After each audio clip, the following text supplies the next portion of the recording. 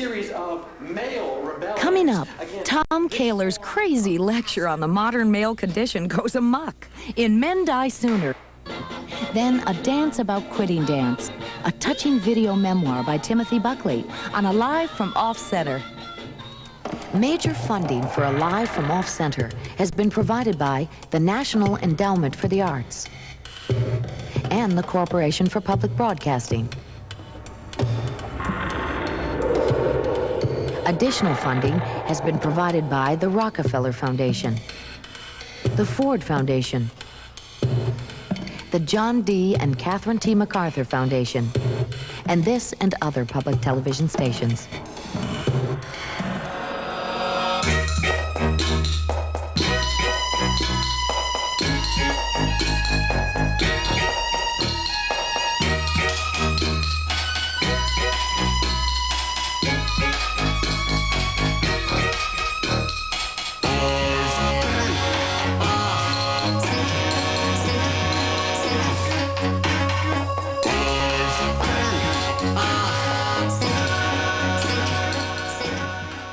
Mary Margaret McKean, Bohemian, New Wave, good God.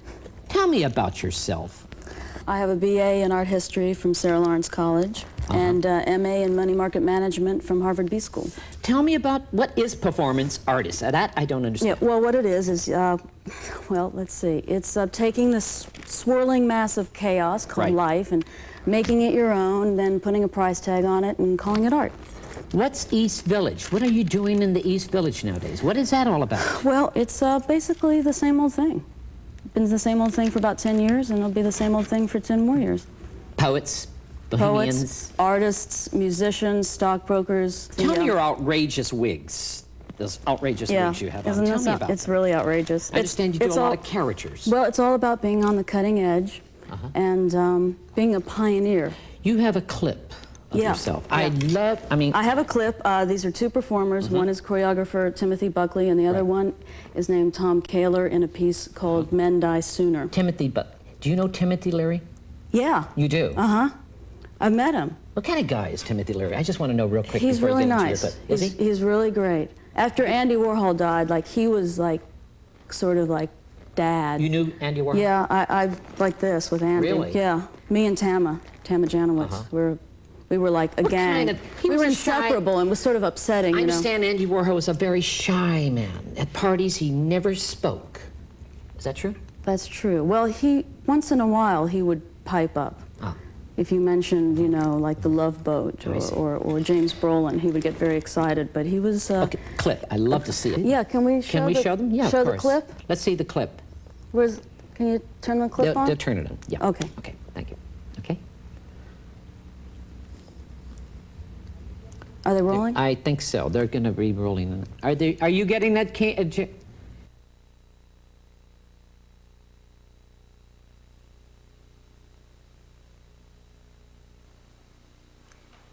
Throughout history, man has railed against his condition. Now, much of this railing has been directed towards the forces of nature. But with the advent of the nuclear age, this adversarial relationship began to shift. And man was no longer so much threatened by nature as much as nature became threatened by man. Now, at about the same time, we see the culmination of a social shift in which we, the citizens of this great nation of ours, are no longer identified by what we do, but by what we are economically capable of consuming. In other words, we have seen a schism between that which is real and that which appears to be. For example, I'm not actually a doctor. No, I am just wearing this white coat because it gives me the sign of authoritarian expertise. Okay, good. Now, in the last 30 years, we have seen a series of male rebellions against this form of passive identification. But despite all of these rebellions, at least one thing has remained the same. And that is, in this country, as throughout the world, men die sooner. I know some of you are probably saying to yourselves, good, they should. And that would actually be a difficult argument to have with you. But if we were to ask any number of men why they thought this was true, we'd probably get a range of answers anywhere from, I don't know. Well, I hate to be argumentative, but I just don't think that that's statistically correct. What the hell are you talking about? Of course, men suffer from much more stress. Not this pretty boy's tight white patootie, no siree, bobby-doo. But one thing I think we can get all of our men to agree upon is the fact that we, as men, have been taught all of our lives to push it down. Excuse me. I think you know what I'm talking about. You see it all the time. Some little boy walking down the street. He gets scared, terrorized. He begins to cry, and you'll hear his parental guardian say something like, Now you knock that off or I will give you something to cry about. a classic of the genre, and one of my personal favorites. Because in our society, men don't cry. No. No. No. No. No, no, no, no, no, no, no, no, no, no, no, no, no, men don't cry, no, no, no, no, no, no, men will buy and men do sigh, but big men don't cry, no, no, no, no, no, little men don't cry, no, no, no, no, no, men will fly and men do die, but real men, yo! 1, 2, 3, 4, 5, 6. Good. Very good. Well, as much fun as this may be, men do cry. So this in and of itself does not explain why men die sooner. No. No. No. Now, some people say it doesn't have to do with the ways in which men express their tears, but the ways in which we express the whole range of our emotional palette, so to speak. Our pleasure, anxiety, anger. Let's just take a moment here and talk a little bit about anger. I myself used to have a lot of problems with my anger, but now my therapist has helped me to realize that I have a lot to be angry about.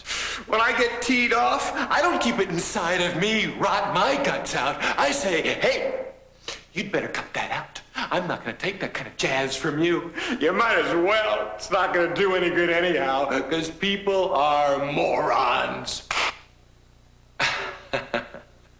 Well, some of you are probably thinking, this guy's kind of paranoid. And you're right. I used to be. But I know why. It's because I used to think that people looked at me and they saw the worst possible things about me. So, one day it hit me. I thought, you know, if I could just keep moving all the time, then maybe people wouldn't be able to see all these terrible things. So I started breaking down movement into its different components so I could use it more efficiently. For instance, these are mannerisms, because they're reactions to internal sorts of stimuli. And I can do this with my left hand or with both hands. And these are gestures, because they're reactions to external stimuli. And I started to notice that people tend to have gesture patterns and postures that you use at any given time during the day.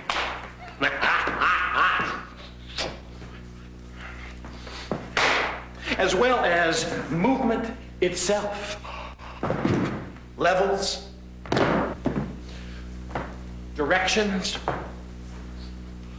and speeds. I began to find the more of these elements I could keep working simultaneously, the more comfortable I began to feel around people. In fact, I began to feel invisible. Of course, there were certain kinds of things I couldn't do. Have a quiet conversation with someone, for instance. But after a long day at school or work, I didn't want to go out, have a date, make out in the backseat of some girl's car. I mean, I was tired. I just wanted to go home. I wanted to lie down in my bed. I wanted to surround myself with my favorite things. My popcorn with extra butter, my guacamole and chips, my ice cream with chocolate and almond bits, and I wanted to cover myself with a blanket of swinging, pendulous, bulbotic, celluluscent, porkorific flabulation. 1, 2, 3, Well, I am sure that just as many of you ladies in the audience tonight can relate to this desire to be invisible. So this, in and of itself, does not explain why men die sooner. And let us be completely clear about that fact, because men suffer from more heart attack, from more cancer, and from more stroke than do women. Now, some people say this phenomena is due to the ways in which we men carry out, or might I say, fail to carry out our primary emotional relationships, or as the sociologists and psychologists call them, our PERs, or PERs. I kind of like that. PERs. Unfortunately, I'm not a very good one to talk about this particular phenomena because I'm not threatened by women. I mean, when I get married, if I get married, I'll encourage the wife to get that job, climb that corporate ladder, because then when the divorce comes, I don't have to support her. Okay. Okay. I admit it. Men are jerks. Is anyone surprised? No, right? We're aware of the fact that people in positions of power take bribes, politicians lie, Howdy Doody has a wooden rectum, and men are jerks. And look, folks, I think I can be honest with you. I have just as much jerky small as does anyone. I mean, take for instance, if I had a lot of money, if I was filthy, stinking rich, would I give any of it to the North Shore Animal League? No. If I had a lot of money, I would want a mistress, some babe, some piece of action that I would have stashed away in my Park Avenue pad so I could slide over for nooners with, check out the new gear she just got from Bloomies, and plan our trip to the Bermudas together. Well, I did once have a relationship with a prostitute.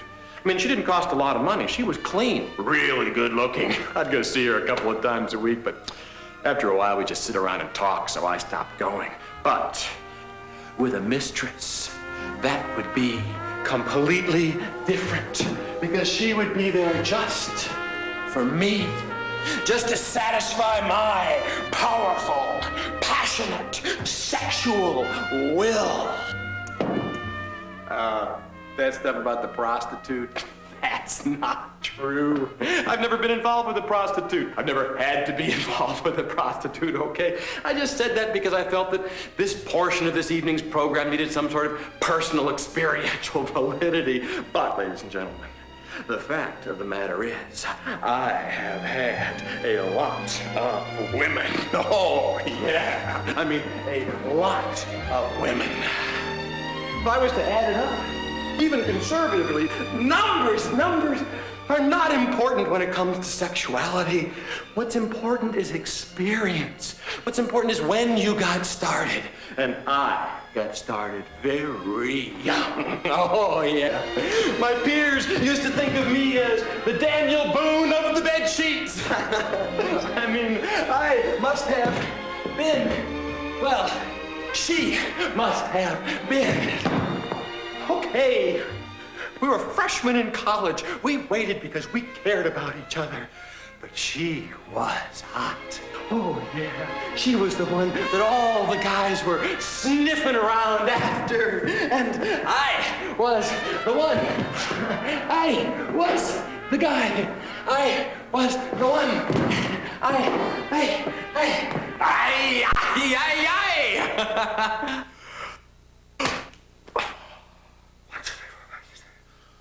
Oh. Well, of course, a discussion about men and morbidity wouldn't be complete unless we had a short section on right heart attack.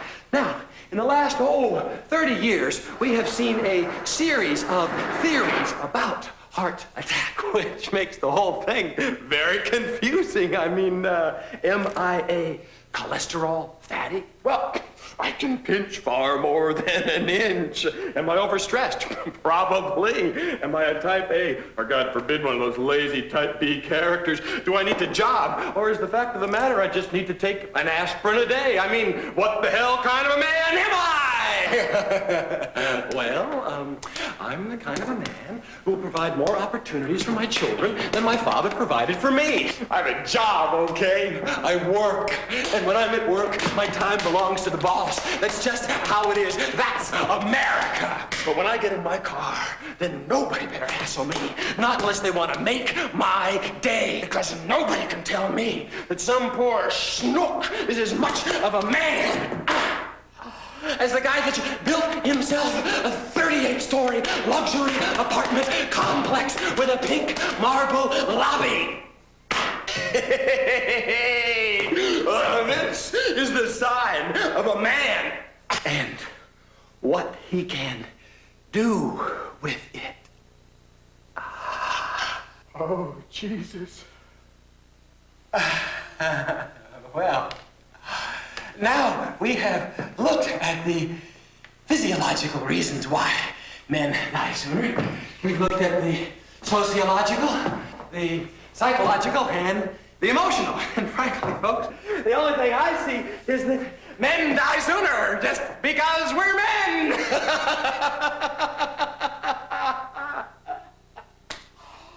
I mean, that doesn't make any sense to me. I mean, just because I was born a man, I'm going to die sooner than some woman, no matter how unimportant she is to the society. I mean, when I get married, if I get married, I'm going to die sooner than my wife. I'm going to die sooner than my children. If I have any children, have children of their own, that's not fair. I am a man. I do what I do because I believe in it, because I have integrity. And just because a couple of little chromosomes get together in a totally unprincipled fashion means that I'm going to die for some woman just because she can give birth and I can't. That's not fair. Look at the medical establishment. Look at the insurance companies. Look at the government. Look at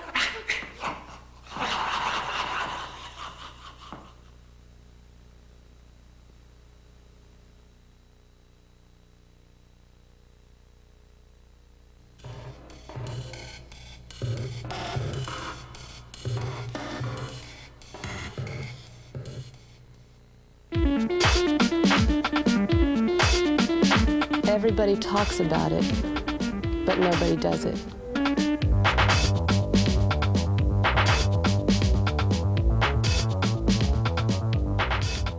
Well, one reason why I was from the very beginning interested in pursuing modern dance was because it was constantly changing.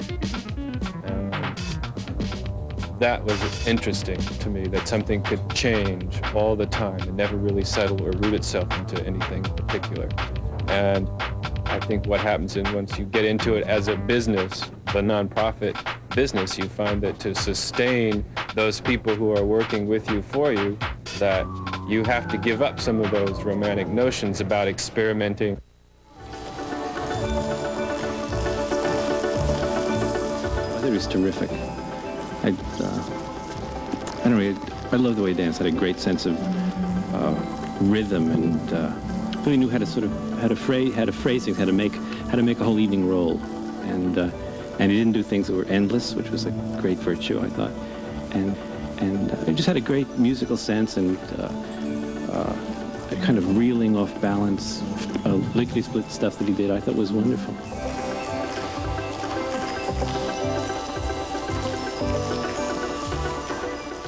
First of all, he's one of the most beautiful dancers I've ever seen.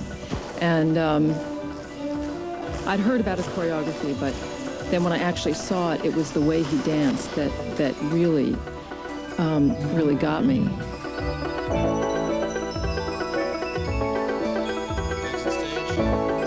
Any artist is consumed with self-doubt. And every day you have to make that decision. Are you going to do it again? And it's a hard decision.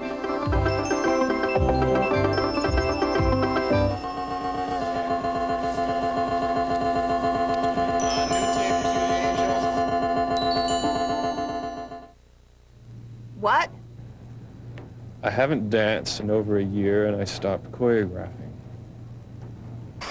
Why would he do that? Because I didn't know what was wrong with me. I just felt something was wrong. I wasn't comfortable. I knew I wasn't getting something. I knew I wasn't going to be able to pay the rent if I waited it out. So I chose to see what it was like to stop doing it.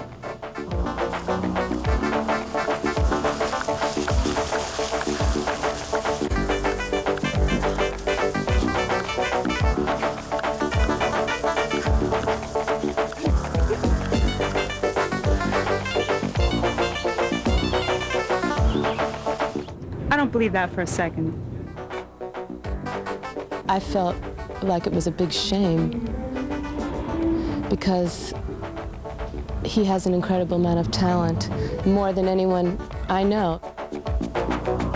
I mean, from anyone else's standpoint or viewpoint, I mean, I would think that he was very successful, even though maybe he didn't make a lot of money at what he was doing, but he had a lot of recognition and was able to tour and get grants, and but that wasn't enough for him.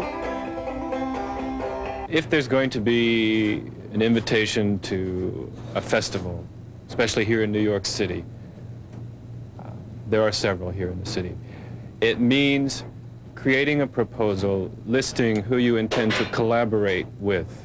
There's a fee involved that will pay for some of it, but I suppose less than half of it. And it means creating an organization around yourself which is there to give you money. I don't believe you. This is lesson 5, phase 4. Your arms are a tree. Your legs are rooted to the ground. Your head is floating. Your neck is free. Your breath is deep. Your spine is long. Your eyes are soft. Your jaw is slack. Your mind is empty. Your face is a book. Your hair is growing. Your lips are moist. Your shoulders are heaving. Your ears are burning. Your teeth are clenched. Your ass is brass. Your hips are cocked. Your calves are veal. Your thighs are dripping. Your lover is leaving. Your heart is hard. Your brain is soft. Your time is up. Your house is on fire. Your life is over. Your death awaits you. And plie. And then it's true he had stopped dancing, and there seemed to be 2 reasons, an injury and wanting to make money. And everyone gets injuries and everybody wants to make money. And I just thought, but why Timothy? Why, you know, one of New York's most beautiful dancers? You think it's not going to happen to you because you feel fine. I can kick my legs, I can twirl, I can roll around the floor. But what you don't realize is that after a certain point, the body no longer wants to do that. And you try to make it do that, and it snaps. That's pretty good. Let's do it again. Somebody want to go get the ice?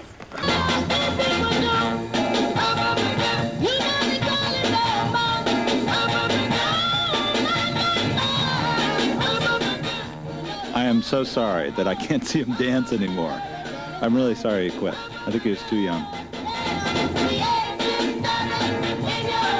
I had this idea that stopping dancing was like dying. What happened to the armor? Isn't that in the back room? Oh, I'm sorry. You guys had to keep out of the way because they're trying to get some stuff done. Well, I'm working in a costume shop, making hats. It's an interesting way to earn a living. It's crafts. Well, even before I was dancing, I put things together. And I think there's probably a little less pressure here. Also, the pressure is off of me. I'm only one part of a larger organization.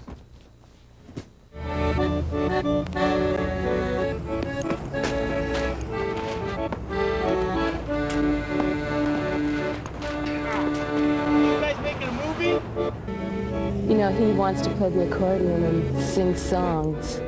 And I think he gets a lot of personal satisfaction out of doing that and developing a skill that really he enjoys doing. Although I think he's a great performer. And I wish that he could find a way to do what he does best without hurting himself. Nonsense. It's just not done.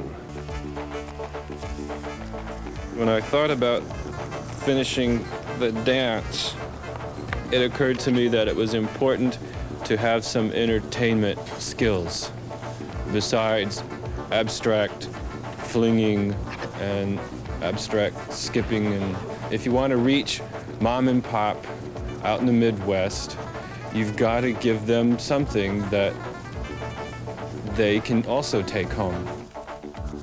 No f***ing way. Timothy Beckley is the bravest man I know. Well, don't you think Timothy playing the accordion is a little like Duchamp playing chess? No f***ing way. I know in general people are a little disappointed, but at the same time they seem puzzled and confused about why. But I'm just as puzzled and confused as I suppose they are, because I don't understand why either, other than I needed to change something. And I think that's probably been something that's theme of my life, is constantly changing something.